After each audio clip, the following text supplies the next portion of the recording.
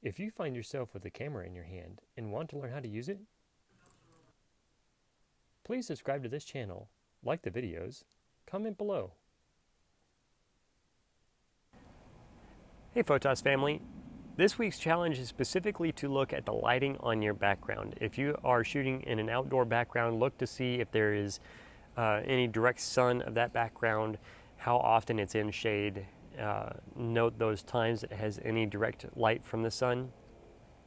Take a look and see what times it has shade, so that way you know when that background has the direct sun that you want or the shade that you want, and that way you can utilize that lighting, that specifically affected light on that background just as you want to.